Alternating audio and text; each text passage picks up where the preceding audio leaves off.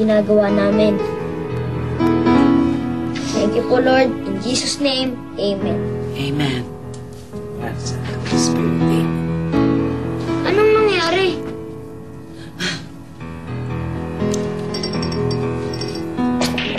Hindi ka naaareglo? Hindi.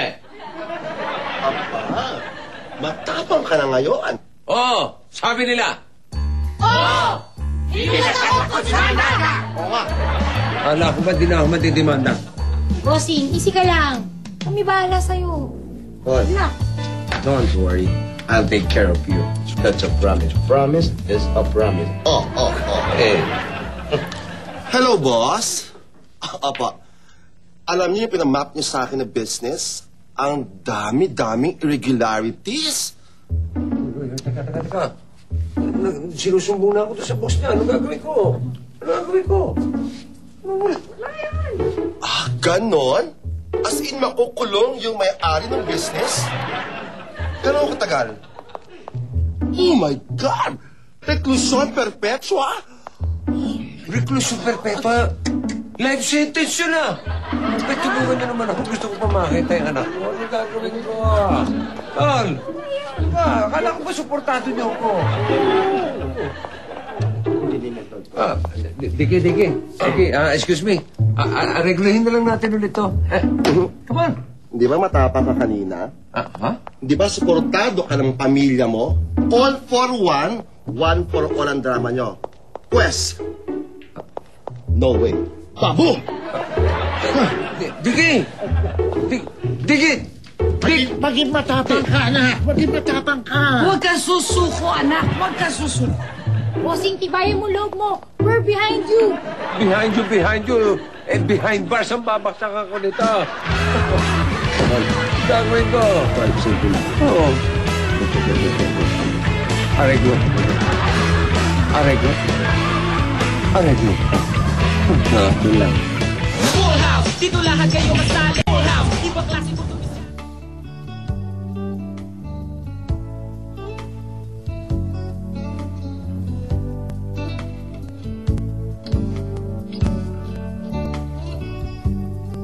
Han, bakit di ka pa natutulog? Iniisip lang ako. Ano iniisip mo? Bakit ganun? Mabait naman akong tao. Wala naman ako niagrabyadong tao. Eh, parang namalas pa yata ako. Han, walang taong malas at walang taong swerte. Paano ako napunta sa sitwasyon ganito? Simpleng hindi na-renew yung business license. Makukulong pa yata ako. May mga bagay na itutuwid lang, pero hindi ka makukulong. Paano natin itutuwid? Eh, wala naman tayong pera. Naalala mo yung sasabihin sana sa'yo ni 1-2?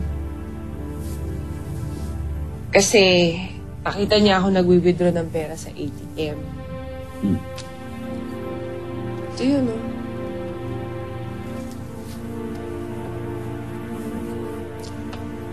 Saan galing yan? Mga balato sa akin ni Tatay Pidjong tsaka ni Nanay Anda every time nakikita sila ng malaki. Eh, gagamitin ko sana, sinisave ko sana para sa anak natin. Pero, mas kailangan mo ng pera ngayon. Gamitin mo na muna para pambayad ng penalty at pag-renew ng business permit natin. Para sa anak natin? Sorry, Grace.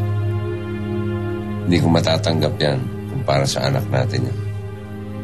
Han, mas kailangan mo ng pera ngayon. Mas mamadamisin ko pang makulong, mabulok sa kulungan, kaysa sa mawala ng kinabukasan ng anak natin.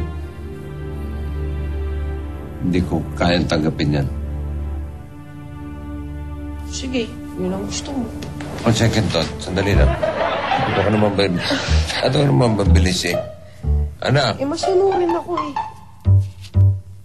Sabi ko na si Junjun, ha? Anak,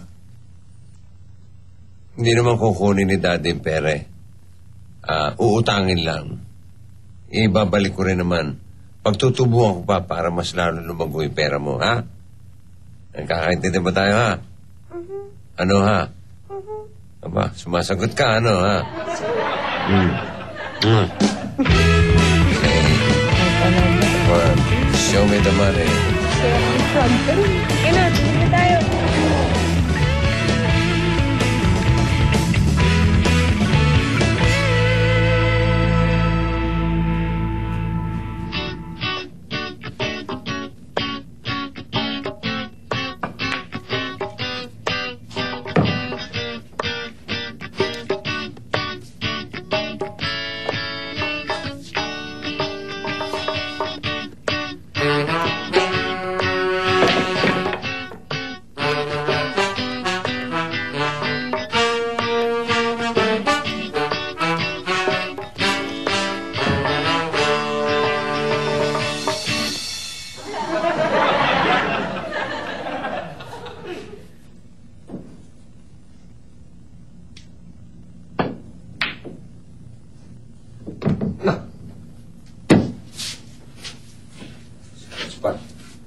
Swerte ka lang. Scratch yung bola ko. Mukha mo kasi mukhang scratch eh. Saka mo yung mukha mo. Ha?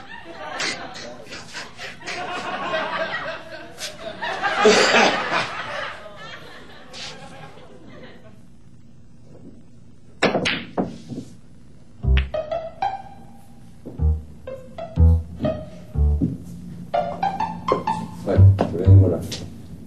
Tabla muna tayo, ha? Huling chance mo na upang makapag-areglo sa akin full.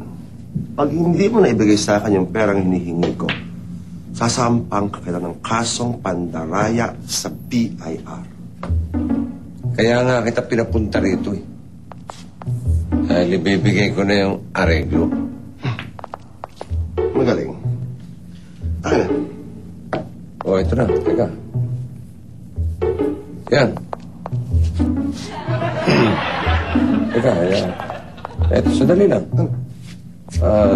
Dito tayo banda. Saan? Bakit? Dito. Ba't kailangan pa dyan pumunta? Ay, teka. Madilim doon eh. Dito maliwanag. Okay lang na tayo lang naman. Hindi. Mas maliwanag dito. Malabo mata ko eh. Bibilangan. Dito ka dito ba? Yan. Yan. Yan. Maganda, kabot. Okay. Okay na. Konti pa raw. Ay, ibig sabihin na konti pa dahil bibilangin. Ang tagal ng abutang to, ha? Ganun din. Yan. Oh, ayan.